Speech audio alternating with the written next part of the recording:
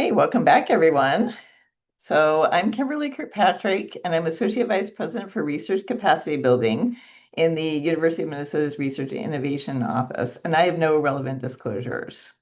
So I'm really excited for this next session. This is on ensuring research integrity in a changing environment. What standards and oversight will advance trustworthy science? I think we all agree a really important topic. And we have two really outstanding speakers for this session, Dr. Arthur Lupia and Dr. Susan Garfinkel, sorry, who will analyze challenges to research integrity and security, including new developments. So up first is going to be Dr. Arthur Lupia. Dr. Lupia is the Gerald R. Ford Distinguished University Professor and Vice President for Research and Innovation at the University of Michigan, where he's responsible for fostering the excellence and integrity of research across all three campuses. He is also Executive Director of Bold Challenges, leading collaborations across the university to address societal challenges involving equity, health, infrastructure, and sustainability. Dr. Lupia served from 2018 to 2022 as an assistant director of the National Science Foundation, where he developed strategies to increase the public value of research across the NSF portfolio. He also co-chaired the government-wide subcommittee on open science for the White House Office of Science and Technology Policy. And that was in 2019 to 2022, convening leaders from more than 30 federal agencies to increase access to federally funded research.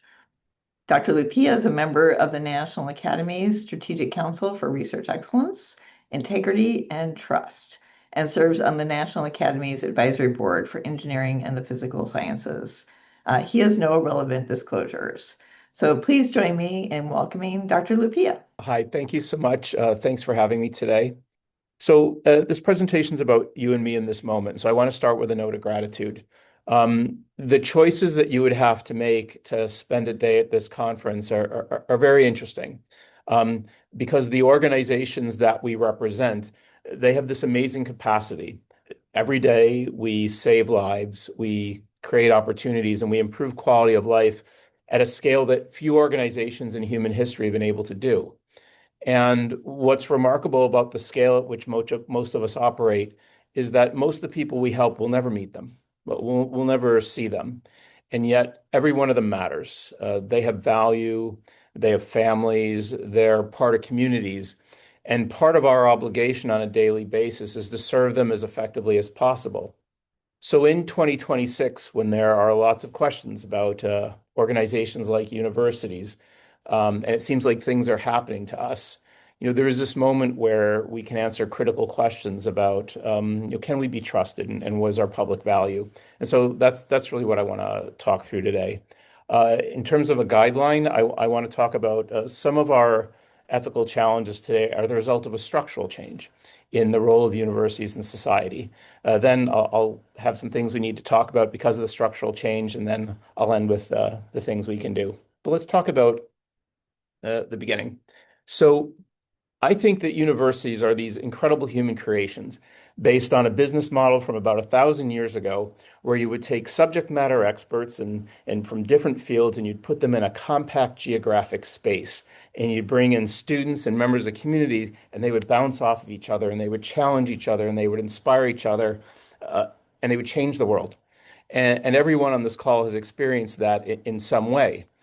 Because what we do when we convene people like that is we advance understanding of all kinds of topics. We can take on time horizons and questions that the private sector, which does a lot of great things, can't really do. We can empower people by bringing them into these systems and giving these experiences and perspectives. And this is all about improving quality of life and saving lives, right? And I'll just tell you, an emphasis for me is I tell people I don't care about impact at all. I care about impact per unit of effort. And so saving one life is important. Taking the same opportunity you have and figuring out how to save 5 lives or 10 lives, I think that's the moment in front of us. So we're at these universities, and here's the thing about universities. For the modern version has existed for about 1,000 years. And for about 980 of those years, we had a near monopoly on the production and distribution of certain types of information. That is, if you wanted to explore certain things, promulgate information, universities were the place to go. That monopoly is why you and I, when we were young, we sat through some bad classes because you wanted to learn the material, and where else were you going to go? And so many of the ways that we think about our amazing universities are actually founded in this idea that only universities can do a thing. Well, within the last few decades, a thing called the internet and social media and phones have broken that monopoly and have led to a structural change. If you think about just like May of 1950, that's the month that the National Science Foundation was founded, and you think about what could people have known or how could they have gotten information on that day? Well, I can tell you that a 10-minute phone call between New York and Los Angeles cost about $7 in 1950 dollars. That's about $80 today. So if you have any complaints about your cell plans, that puts it in a little bit of context. Interstate travel was very difficult. If you lived in a city, you could go to a library and get two or three books. And if you lived in the country, good luck. If you wanted to remember anything that you'd read, you could write it in a notebook that you had, but there was no electronic way of doing it. So most of our institutions were raised, most of our norms were brought up in this era. And now we can have an object like this and we can find information anywhere. And so that leads society to ask some questions, such as, well, why should we continue to pay for you guys? And by the way, you all seem really woke and left and don't listen to us. Why should we trust anything that you do? Right. And so I'm going to argue that, those questions and the structural change are related, right? There are now, in some cases, alternatives to what we do, and we might say they're not as great. But let me show you some things that have happened and that you would expect to happen as more competition came into the information production space. So as we're at, I'm going to say the end of a thousand-year monopoly, widespread deference to academics is going to be challenged in a lot of fields. It's because in some cases, people don't get a direct benefit from having more accurate information. They get a direct benefit by having information that makes them feel better about what they're doing. There's a psychology under it, but it's a general human trait. Another thing that happens is changes in public willingness to just write blank checks to universities. If we look at changes in government funding, not just in 2025, but really over the last 20 to 30 years, the growth has not been in kind of individual-centered basic research. The growth has been in ARPA-type endeavors. Let's see what you can do with it. And it's accelerated, and we can talk through this. And I'll just tell you, these trends are not just happening in the US. We can just see them a little easier here. But again, this is what you might expect if there were other ways to produce information. Right. And so that has a lot of implications, including this one. Susan and I were part of a paper where we gathered lots of high quality information about views on things like science and higher education. And there's been a decline in trust. And the decline manifests differently on the right and on the left. But there are these questions about, okay, why are we deferring to you again and sending you a lot of money? Okay, so I know there's a lot packed in there, but let me bring it down to the ethical domain because we need to talk, all right, about some of the things that we're doing. And I'm going to focus now on publications. All right, so we have this amazing academic incentive ecosystem from which I built my career. And the idea is you write papers and you get grants and they have some impact. You get citations, you get more grants, and that's how you get promoted. That's how you get a 3.5% pay raise instead of 3.25% or something like that. But that's part of an ecosystem with which we're familiar. In that ecosystem, researchers have strong incentives to make claims that can get published. And some want to be on social media and get attention. And so people have strong incentives to make claims to get attention. There's strong incentives to use technology to publish more papers. And you might say, yes, that's true in AI. Actually, that's been true, when we went to writing papers on laptops and having statistical programs that we use to run analyses. So again, AI is a new version of it, but it's actually been continuing for a while. And at the same time, in many fields, we have weak incentives to explain how the discoveries emerged. We publish the paper, we get the result, and the incentives vary. And we could say, well, this is tragic, and I think it actually is. One of the most impactful books I think I've ever read, it's just so well written, is Richard Harris from NPR wrote a book called Rigor Mortis. If you haven't read it, it's extraordinarily well written. And here's a summary of the gist of it. There are some fields in where we had publication bias, where if I ran a study and it had a positive result, I could publish it more easily than if I'd run an equivalent study and it didn't work. Now imagine you aggregate that over time, and now you can have a consensus in the literature that when you do intervention X, outcome Y happens. And so if you have these types of things I've been talking about over time, the literature, it can look in the literature like if you do X, it leads to Y. Well, now you can imagine people saying, you know what? We should try this on patients. And so let's spend many years and tens of millions of dollars on trials to just validate that it works in reality, and then we'll put it out, and this will help folks. And there's story after story of where it was, something's in the literature and you put it in clinical trials and it doesn't work. You're like, well, it must be a problem with the trials because the literature is pretty clear on this, so we'll do some more. And I've already previewed where this is going to go.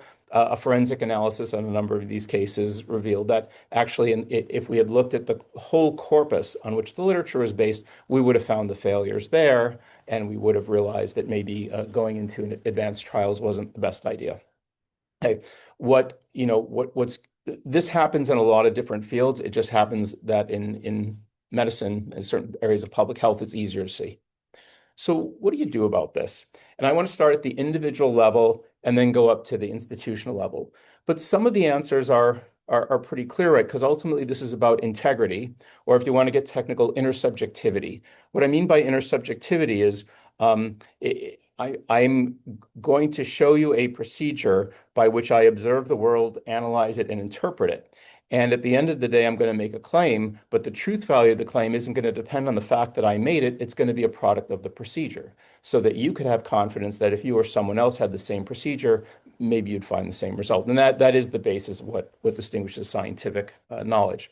So if we're taking that seriously, there's a couple decisions we can make and write into tenure reviews and put into evaluations. And that's clarity about how we choose to observe, and clarity about how we record what we observe, and clarity about how we categorize what we observe, and clarity about how we analyze what we categorize, and clarity about how we interpret, and openness to how we could be wrong.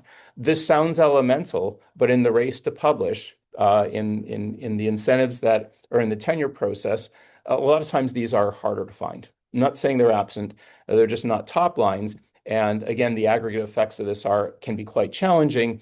And in a competitive information area, can provide a basis for people looking at universities like, why should we trust you again? So these are choices we have and we could make them.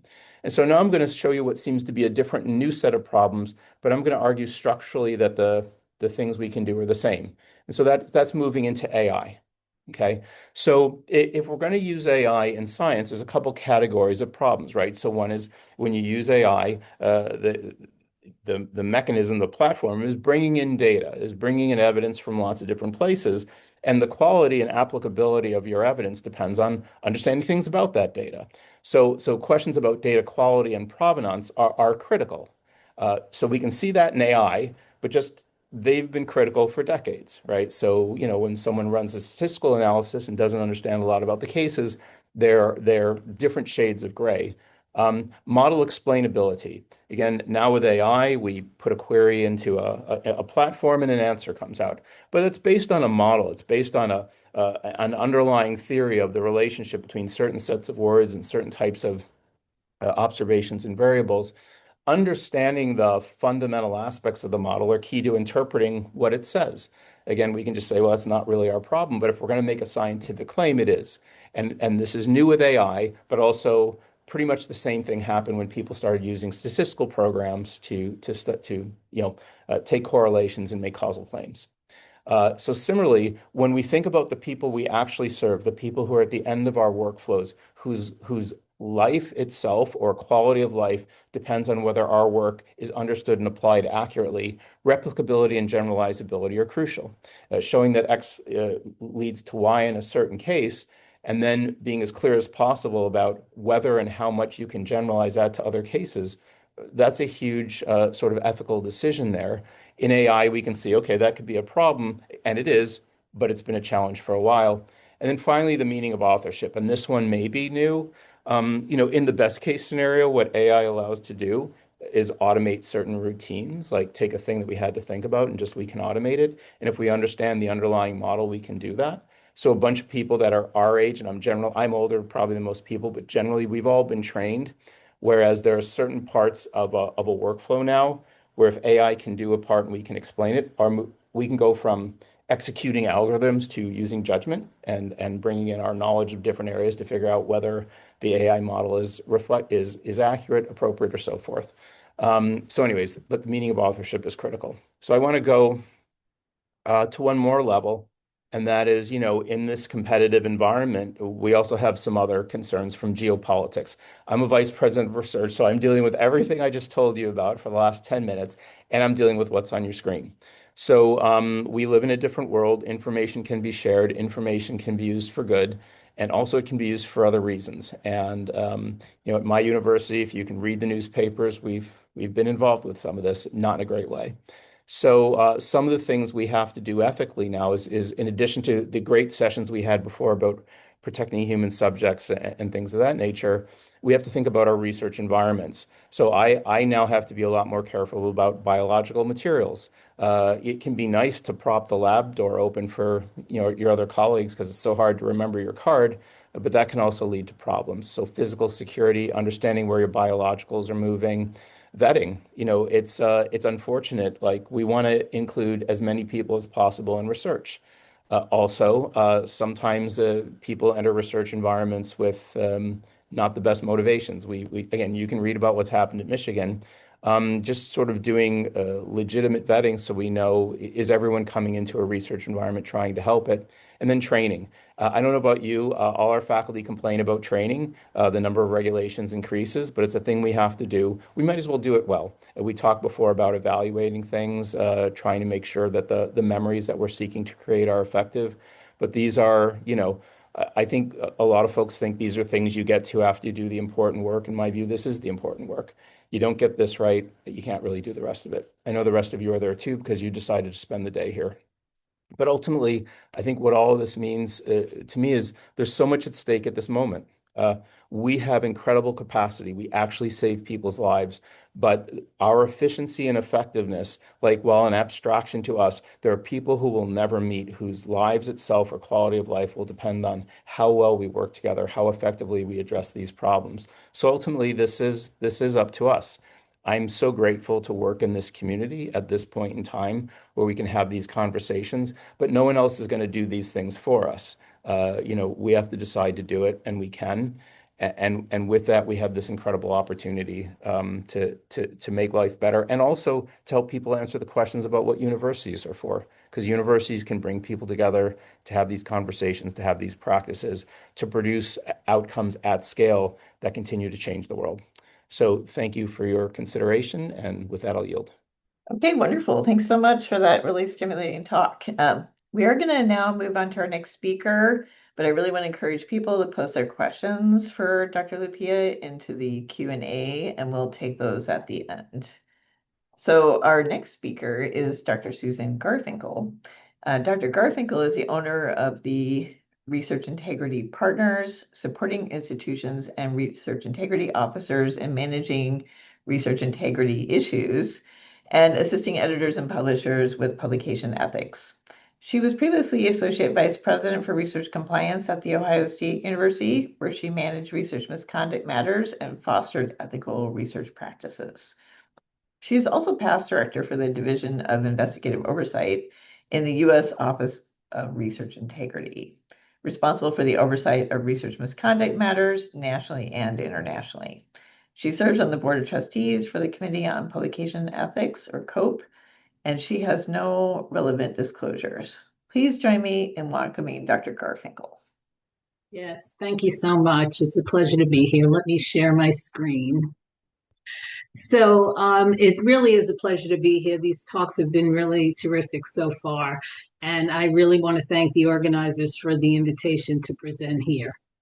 So I'm going to talk a little bit about research misconduct and some of the changes that have occurred in managing research misconduct, and end the talk with some issues about post-publication notices for correcting and retracting flawed research publications as a result or in the context of research misconduct.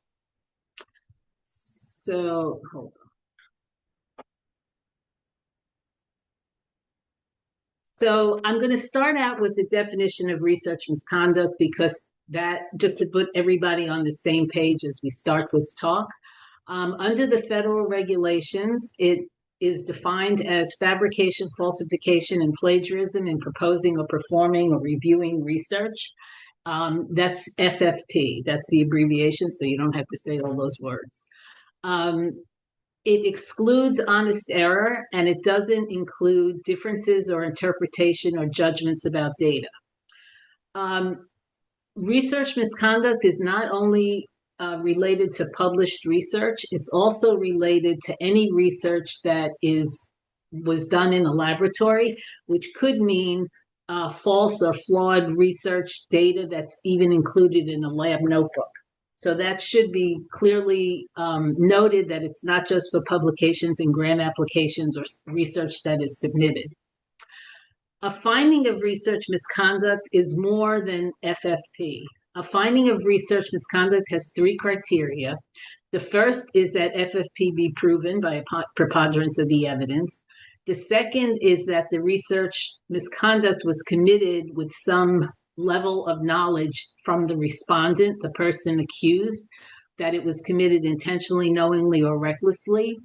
And the third is that it's a significant departure from accepted practices in the relevant research community.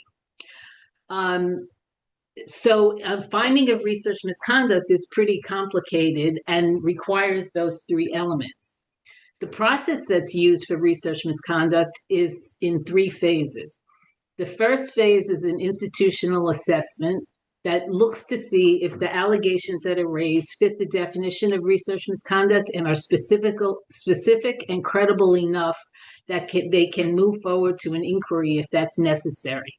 The inquiry is the preliminary fact-finding and information gathering that indicates that the allegation has substance to, whether the allegation has substance to warrant an investigation. It's usually conducted by the Research Integrity Officer, the REO, or a faculty panel at the institution. The third phase is the investigation. The investigation is conducted by a faculty panel that looks in depth at the data and the witnesses, it interviews witnesses, and makes a determination if research misconduct happened or not, and recommends corrective actions or sanctions based on what the research misconduct finding is. The outcomes of research misconduct are generally to say yes, of a research misconduct investigation is generally to say that yes, research misconduct did happen or it did not. And along with that is some action about the data that's incorrect. So correction or retraction of published research, or withdrawal of a submitted grant application, any kind of document like that has to be corrected or retracted. And this is true even if research misconduct findings are not made, because if the data is incorrect, it still has to be corrected or retracted regardless of whether findings of research misconduct are made, meaning regardless of whether the institution can prove who is responsible for it. Obviously, things have changed in the recent years. In the last 10 to 15 years, research misconduct used to be handled in a very confidential setting, which is appropriate because allegations of research misconduct can be very difficult and harm the reputation of people who are involved. And it's especially bad if somebody is accused of research misconduct and is innocent of any kind of problem. So the confidentiality surrounding research misconduct has always been something that research integrity officers and institutions view very seriously and keep the people who are involved very minimal, only the people who are involved in the process. However, in the current day, with all the changes that have occurred, as you just heard Dr. Lupia talk about, nowadays there's knowledge all over the place. So there are lots of different websites that have that post problems with papers, Retraction Watch and sleuths who look at literature either to see whether it was retracted or if it has problems in it, they report it. There's lots of scientific press that report on research misconduct or problematic data, and not only in scientific press, but also in the media and newspapers. And it's not just in the US, this is global. This is happening everywhere. So there's a whole idea of allegations and investigations that are made public. And all of these changes, there are several different kinds of cultural changes that are actually happening that all affect how the process is handled. So when allegations are made public, there's potential breach of confidentiality. And institutions have to look at that very seriously because their faculty may have absolutely nothing to do with it and may be harmed, their reputation may be harmed.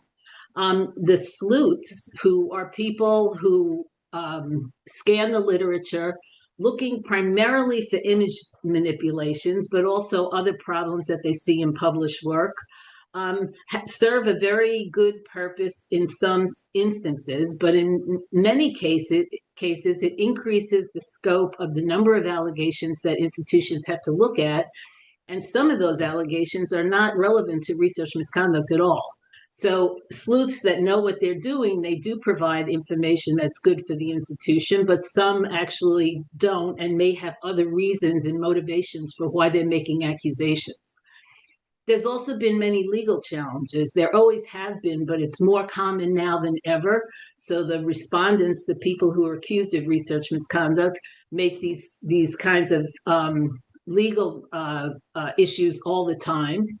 The allegations are becoming much, much more complicated. There's allegations that involve many institutions. There are many allegations, and sometimes many respondents who are involved, and a separate process has to be conducted for each person that is accused of research misconduct. And there are also challenges in the collaborations between institutions and journals, and I'll discuss that in a minute. When you think about retracting and correcting problematic data. An example I just wanted to talk about really quickly for a case that was made public in 2024 was with researcher Eliezer Maslia. Now, this researcher was a primary researcher in Alzheimer's and Parkinson's disease. He published about 800 papers. It was highly cited. For about 2 years, there were questions about the research. And finally, that there was a quote, I'm going to say quote investigation because it wasn't a research misconduct investigation, that was done by science to look into numerous concerns. The research led to clinical trials for the testing of an antibody to treat Parkinson's disease, and also many patent applications, which cite the question work, and dozens of companies were working on these treatments. The analysis that was done by science, by a neuroscientist and a forensic analyst, resulted in a report that involved questioned images that were found in 132 publications between 1997 and 2023. They found that they did not accuse this respondent of research misconduct in the report, but they did note that the number of questionable images erodes the trust in Maslow's work and his overall body of work over all these years. Now, this case is bad. No matter how you look at it, it's bad. The scope of the case makes it very serious, but you have to review the consequences and the conclusions that you make from public data with a little bit of caution. So first, its case is particularly problematic because there were human subjects involved, and that always makes it much more difficult to deal with because you're dealing with people's lives. There's also a number of patents involved, which makes it very difficult because you're dealing with companies and a lot of money, and you get into a lot of legal battles. So all of that is very difficult. But the first consideration is that it was not clear if the false data influenced the lack of success in the clinical trials. It might have, but that wasn't established beyond a reasonable doubt, or even to say that it was. It just wasn't established. It also was not proven that this respondent committed research misconduct because, as I mentioned, these processes are complex and time-consuming, but the public perception of this was different than that. There was an assumption that this person had committed research misconduct and was responsible for it, which wasn't really the case. There were many images that were identified that were in question. And if you look carefully at the review and the report, it actually told you how they identified these images. And they used a tool, a forensic tool called an AI tool called Image Twin, which scans papers to look for duplicated or manipulated images. The problem is that these tools are not perfected yet. So there's a lot of false positives and false negatives. And the tools can give you an opportunity to say there's a problem with this paper, but they do not tell you for sure what the problem is. And it really requires somebody who has insight into what the experiment was all about to look at it and make the decision whether there really was some problem that falsified or fabricated the data.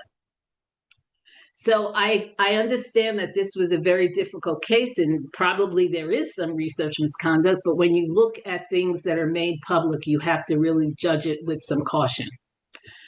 The second outcome in a research misconduct matter that is very important is correction or retraction of the literature. Now, I want to say and make a note that there are many, many reasons for corrections and retractions, and people kind of conflate a retraction of a paper with research misconduct, but that is not the case. That research misconduct is only one part of the reasons why a paper might be retracted. What I'm going to talk about are some of the challenges in working with the interactions and partnerships between institutions and journals. I was very happy to hear one of the first speakers this morning talk about how that's a really important part, and it is, because this is critical. One big complaint that people have right now is that corrections and retractions take much too long after the data has been viewed as problematic. But one of the reasons why that is because of the confidentiality limitations that challenge these interactions between the institutions and journals and editors and publishers. Because both sides, the institution and the journal, have their own confidentiality restrictions. So in 2022, we formed a working group to look at the interactions and try to improve the interactions between institutions and journals. We looked at a lot of different things, but I'm just going to give you the overview that there was a preprint published that talked about all the different ways that we work together to and ways that we can improve it. And then the final outcomes were published in JAM and Network Open, and I put the links in the slides so you could look at them if you're interested. The confidentiality issues, as I said, is partly to ensure protection of the people involved in the process. It comes out of the federal regulation. The federal regulation, which carries over to institutional policy, says that the disclosures is limited to the extent possible for those who need to know. And research integrity officers have always interpreted this as a very narrow group of people, the people at the institution who are involved in the process. What the working group recommended, one of the main recommendations, was to expand the need to know criteria to include journals and publishers when considering post-publication notices, which would allow for more freedom for the institution to discuss problematic data when it's identified, even if a research misconduct investigation is ongoing, as long as they discuss only the data and not the research misconduct process. A second recommendation was to uncouple the idea of accuracy and validity of the data from an individual's culpability. As I mentioned, a university has to look at both, whether the data is flawed and also whether the individual is culpable. But journals are only interested in the accuracy and validity of the data that they published. So by looking at these ideas separately, it takes less time to identify FFP than to determine if an individual is responsible, because you're trying to make a judgment of what was in that person's mind when their act was carried out, whether they acted intentionally, knowingly, or recklessly. And that is a difficult bar to pass. So the idea was that journals do not need to wait for research misconduct processes to be complete to take an action if the institution lets the journals know that the data is not accurate or valid when they first make that determination, which could be much earlier than when before an institution's process is complete. So in September of 2024, the federal regulation was at least for the HHS federal regulation, which many agencies of the federal government kind of follow, and institutions follow that in their policies. This regulation was revised, and it included a description of who needs to know.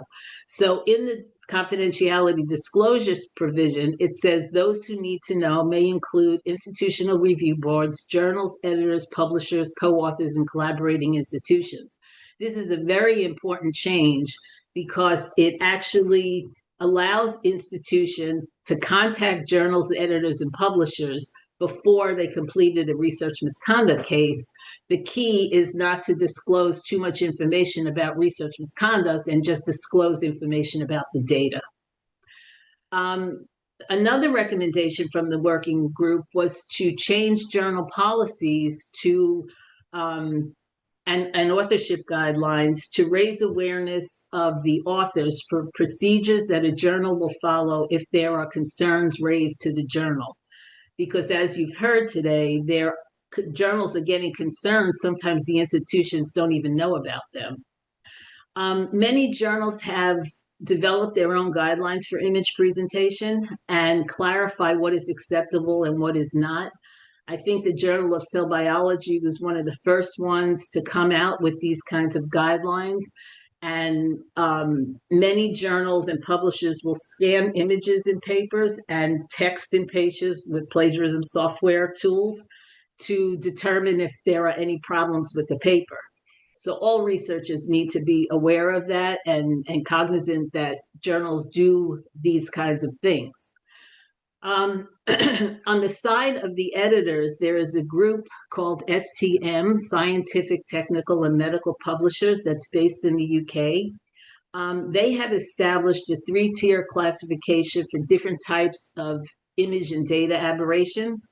And it is dependent on the type and severity of the manipulation. And it is actually very useful if you are in the area of research integrity and research misconduct, to look at that as an idea of what would be something that might look like research misconduct, and when journals should contact institutions about potential problems of research misconduct. The Committee on Publication Ethics, which is COPE, is also an organization that works in publication ethics primarily for editors, but they have started a program where they would like institutions to join COPE because they want editors and editors and institutional officials to work together. They have guidelines and flowcharts that are very useful for publications and retractions and corrections. They also talk about paper mills and peer review concerns, which is my next slide. Researchers really have to be aware of the problems that exist in the world and in the current climate that we live in. Predatory journals, paper mills are huge problems, not only for editors, but researchers have to be aware so they don't get caught up in these problems. A paper mill is an organization that creates fake research papers to sell for easy publication. It's profit-oriented. They're looking for money.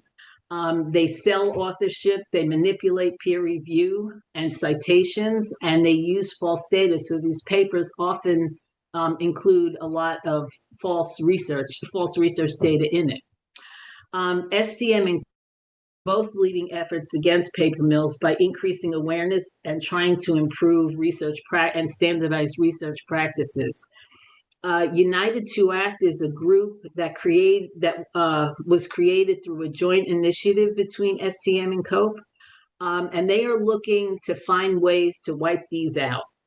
One of the problems with paper mills is that they're very secret, and it's very hard to get information about them. So they're looking for ways to detect and deter paper mills.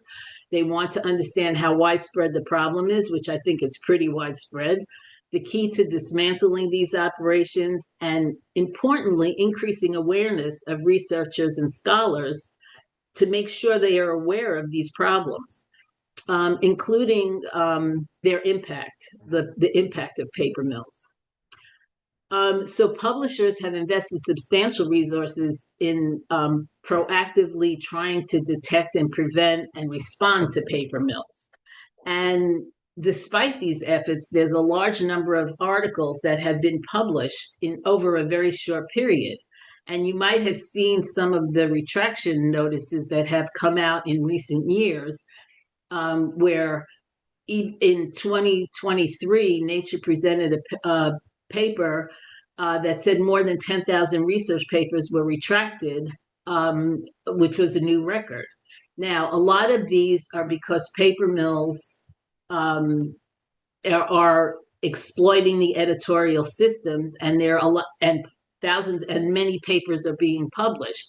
Some papers are retracted for compromised peer review. These come from paper mills, but it also comes from editors who might sidestep proper vetting of submissions because they may be a guest editor, or maybe it's just a compromised editor.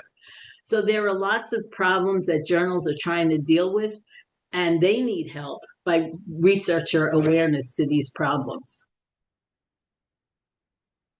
So in summary, I just want to say this was a quick overview of very complex problems, but there are many different stakeholders to consider when talking about research misconduct. There's the effect on institutions and authors, the effect on journals, and the effect on the public. As you've seen in other talks, the loss of public trust in science is a very important issue to have to deal with.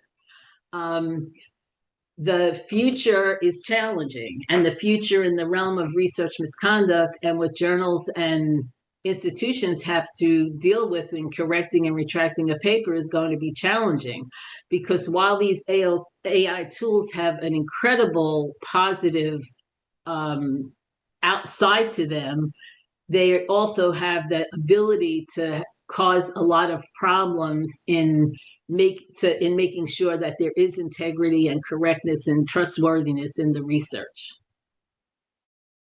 So I think I hit my 20-minute mark. I hope it was a lot to fit in the a lot of information to fit in that time frame. But I thank you for your attention. No, that was perfect. And thank you for a stimulating talk. Well, now we have a few minutes for questions. I think we do have a few questions popping up. I actually wanted to start with one which I'll direct to both of our speakers. I'm sure you will have seen the executive orders surrounding gold standard science coming out from the current administration. I'm kind of curious about your take on whether you feel that those are, that those ideas are really going to promote trustworthy science. Yeah. Do you want me to? Yeah, go ahead. So my name's on a document on this. Susan might be on this too.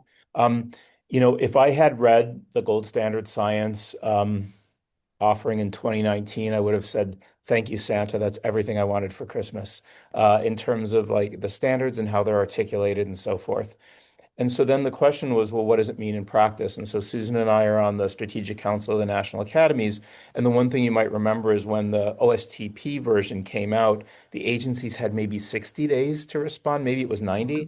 And we knew that even under normal times, it was going to be hard for the agencies to figure out how to do this. So we put together a whole bunch of resources that had already been collected through National Academies reports and so forth, which is if you want to try and have these transparency things, here's resources, like here's how to do it. So we wrote that out. But a key note was, I think probably the most controversial thing that we might have put in there, which is like, please go do this. But if we're going to have these evidentiary standards imposed on scientists, we need to have them imposed on everyone who's in a scientific conversation. So what's bad for the country is if scientists follow one rule and then people who criticize science have another rule, because then it can become very misleading. But as long as everybody's willing to go on the same playing field with respect to sort of ethics, transparency, how they know, what the provenance of their evidentiary claims are, it could be very good for the country. So that was, you can find, I think if you type Susan's name or my name or go into the National Academy's website, you can find it. Okay, great. Thank you. Did you have anything to add, Susan? No, I think that just about sums it up. All right, well, I might just then turn to our next question. This one's for you, Dr. Lupia. So it really about kind of researcher burden and the fact that we have this kind of just constant layering on of more and more training requirements related to being research security. And I think starting to see more and more pushback from researchers as we add more training on. Any advice about how to help us all manage these difficulties? Yeah, so I'll give a little context and I'll give the answer. So I used to be assistant director at NSF, and one of the place that new regulations comes from is a member of Congress or somebody from OMB will write you a letter, and they have this concern, and they want technical advice on what you would do about it. So you send them back, and I would say 10-20% of these you end up seeing as a regulation like 6 to 12 or 24 months later. What you never get is a call from OMB or a member of Congress like, hey, could you get rid of these things? So that's one way that they pile up. So I'm just putting that in context. But from our researchers' point of view, a bunch of them are unhappy with my office, right? Because it's just like drip, drip, drip every couple weeks, like, hey, there's a new thing. So one of the things we've really been trying to do is really improve our communications, which is at the top line is what our obligations are and why it's great to conduct research. It's great to discover, but ultimately we're a public institution and our fundamental obligations are to making people's lives better and creating opportunity and so forth. And so we have to act ethically. So these trainings, we're going to make them as effective as possible. We're trying to improve our comms, like instead of like drip pricing, we're trying to establish a norm where maybe people get a quarterly letter like, okay, here are the things that we need you to do over the next 3 months. I think people want that as opposed to thinking every 16 and a half days we send them something new. So these are things we're trying. And, the top line messaging really matters. Again, if it looks like the research office is just asking you to fill out another form, it seems annoying. But if your top line is, look at this incredible opportunity we have to save people's lives. Isn't it great that we get to do it? Let's work together to make sure that we all have this opportunity in the future. I just feel like that helps some, even if people are still annoyed about the test. Yeah, great, thanks. Yeah. I think that I mean that's great that you're trying to do that. I don't think that occurs in a lot of institutions. I think the problem with the training mandated, you have to do it, you have to have something. So it's usually the floor that is in most institutions. This is the minimum amount you have to do. And anything above that requires people and resources to get these trainings in place. I mean, the trainings, I took them. I took every one of those trainings. We probably all did. And you take it, you do the test, and then you forget what you read the next day. It's gone. So if you can't make the training relevant to the people who are taking it, no, but of course it's going to be a burden. And the problem with institutions, and it's especially a problem now, is that education and training and research integrity falls to the bottom of the pile because there are a whole lot of other priorities. So unless that this whole idea of integrity is pushed up in the list of priorities, it's not going to change. Yeah, I love that. Thank you. Okay, our next question, there's really like two or three questions hitting on this for Dr. Garfinkel. And it really has to do with these other kinds of misconduct that might not meet that narrow definition of misconduct. So one example in one of the questions is about sabotage, but there could be other kinds of misconduct relating to like authorship assignment or even things like sloppy, just being really sloppy with your science, not keeping good records, things of that sort.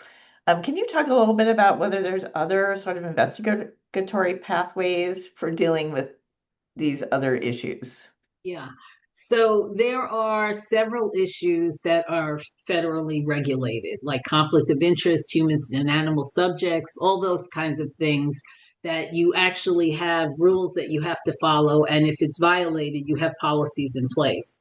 But that's a great question because what they're referring to is what's called questionable research practices or detrimental research practices, DRPs, which they're really, in most institutions, are not policy that guides it. It's just the right thing to do. So when you don't do the right thing, but there's no policy behind it, you're kind of limited. And it's up to the institution and the culture at the institution to deal with the problem. Many institutions, a lot of this comes out with authorship disputes. Many institutions have authorship guidelines, and they do have guidelines. You're supposed to do things this way, and if you don't, it could fall into the bucket of academic misconduct or professional misconduct. Um, there are codes of conduct for students, and then there are codes of conduct for faculty. Postdocs and junior, uh, you know, uh, like laboratory workers, they fall under HR issues. So there are ways to deal with it, but it can be very specific to each individual institution because there are no national policies that deal with it. Okay, great. Okay, I might be just either of you to answer for this next one. There's sort of this idea that once something's published, then the cow's out of the barn, and it's really hard to bring it back. And not only with regard to what might be kind of, things that might happen under the misconduct, but also just bad science that sometimes it's misled the public, like the whole idea about autism coming from vaccines. Um, is there a role for our compliance organizations, such as our IRBs, to do some sort of review or weeding out of poorly designed, sloppy science on the front end before, so that we don't get to that point? I can give it a try. I'll say, in 2026, given that, we get all of our information on these things, um, unanimity is really hard right now on a lot of topics. You just have different points of view. And so you're going to have articles that are published that capture imagination and get in there. And human memory isn't such that you can make it go away. But what you can do is if you can communicate effectively, if you can find the alternate point of view, you can make sure that the other story about the research gets out there and you can advertise it. And then some people, again, we think that human beings evaluate information by its accuracy. That's actually the rare event. We often evaluate information on how it makes us feel. And so having the alternate narrative that actually is actually more true to the empirical record available for people lets folks who are actually trying to figure out how to do the thing right, it helps them do it. But, it doesn't erase the other thing. And we're just going to, people will be frustrated. Like, well, that people keep citing the bad article. Like that's going to happen. Our best response is to put the other thing out there. With respect to the involvement of IRBs, I don't know if this is controversial. IRBs have a role in this, but it's kind of limited because if we want the system to be efficient, we want each part of the organization to leverage their expertise.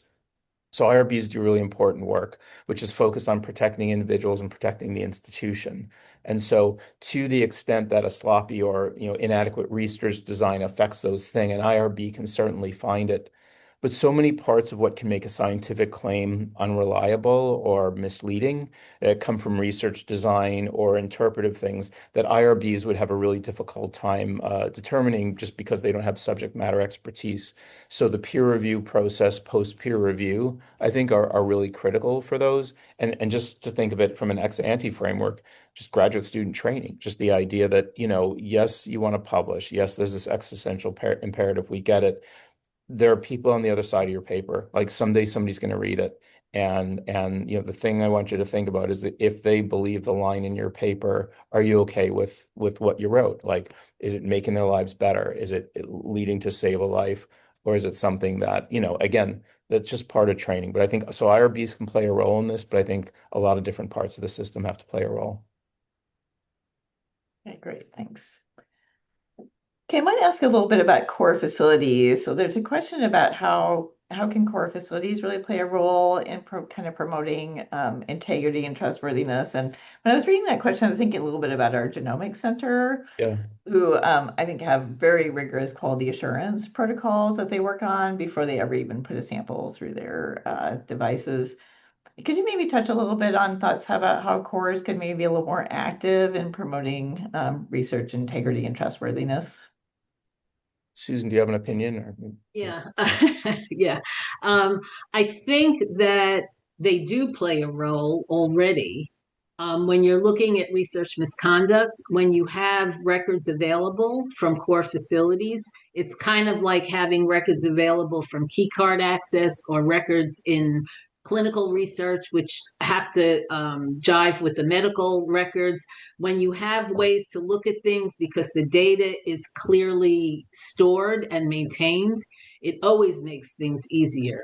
I think one of the biggest problems in research misconduct, for example, is that there's always data management problems. I've never seen a case, and I've seen hundreds of cases, where there wasn't some flaw in the way data was maintained or managed. Mhm. So I think a core facility is a good example for the way data should be kept and maintained and retained in a laboratory, not in somebody's desk drawer in a pile of autorads, or now they're not using autorads so much, but electronic data needs to be maintained and kept in a way that if there are questions about the research, you have the records to go back to and say, here's what I did.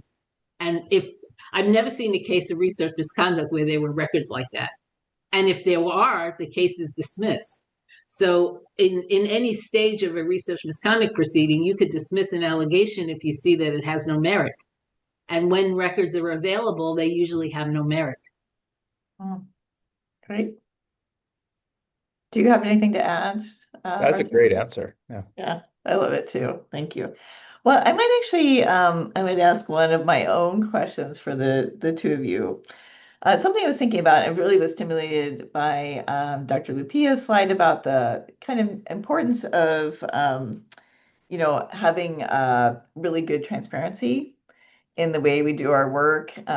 Obviously, a big proponent of open science myself, but I do think a lot about how we sometimes can run into challenges there when, like, we partner a lot with tribal nations where there may be data sovereignty issues, or sometimes we also have a lot of corporate partnerships where there might be, data privacy issues. Can you speak a little bit about how we can kind of operate in those spaces just to ensure that transparency? Yeah, it seems like transparency and like personal privacy are contradictory, but they don't have to be, right? So if you do like qualitative research, interview research, let's talk about that. And you want replicability. You might think, oh, I have to give up all the interviews and then it just affects the relationships. I'm not sure you have to do that. Like what you can do is say, here's what I'm studying. Here's how I chose what to observe. Here's how I chose how to categorize what I observed.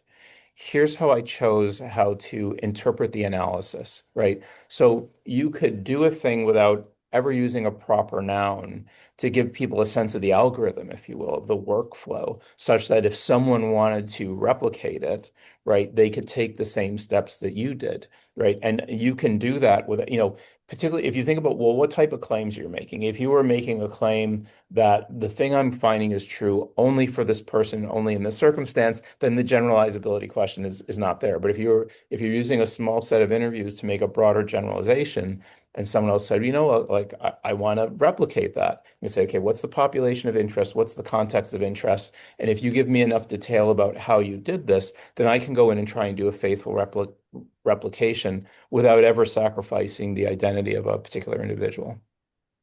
I do want to take a moment just to really thank you both for what was really very informative and a very interesting session here today. And also want to thank you both for your service. You both do such great work in this space and really appreciative of that. So I think we're now due for a 30-minute break before we come back after lunch. But let's everybody thank our speakers for a really stimulating pair of talks. Thanks, everybody.